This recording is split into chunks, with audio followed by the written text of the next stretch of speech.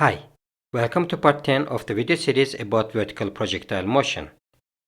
In the previous video, we saw how to draw acceleration versus time graphs of an object in free fall. In this video, we are going to learn how to draw velocity versus time graph of an object which is thrown upwards. First, we must remember that for most of the questions, we are getting marks for labeling the axis and writing the units correctly. For the velocity versus time graph, y-axis is labeled as v with a unit of meters per second, and x-axis is labeled as time t with a unit of seconds. Then we have to decide on the positive direction. Is it upwards or downwards? In this video, we will try to see both options. Another point to consider is the direction of initial velocity. We start with an example where a ball is thrown upwards with an initial velocity of vi from the top of a building.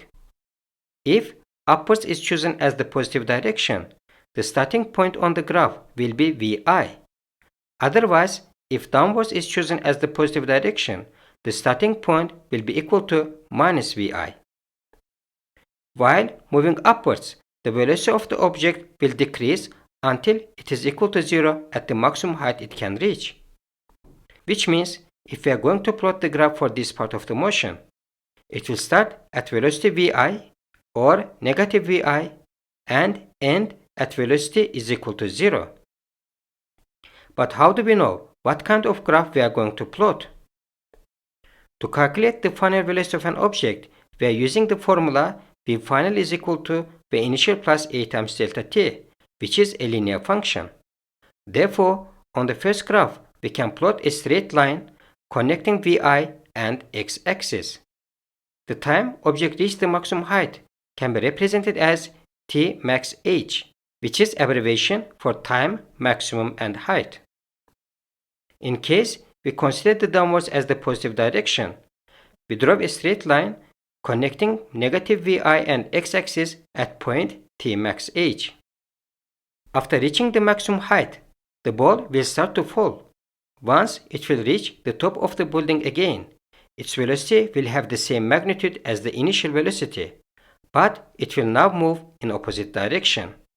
If initially it was moving in the positive direction, now it is moving in the negative direction. And its velocity at this point is equal to minus vi. In contrary, if initially it was moving in negative direction, now it starts to move in the positive one, and its velocity at the top of the building now equal to positive vi. In most questions, an object falls to the same point it was thrown from. If it is the case, graphs on the screen contains the complete answer.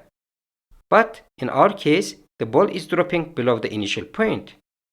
As a result, we need to extend the plotted lines in both graphs. In this video, we have learned how to draw velocity versus time graph of an object thrown upwards. In the next video, we are going to learn how to draw velocity versus time graph of an object released or thrown downwards from a certain height.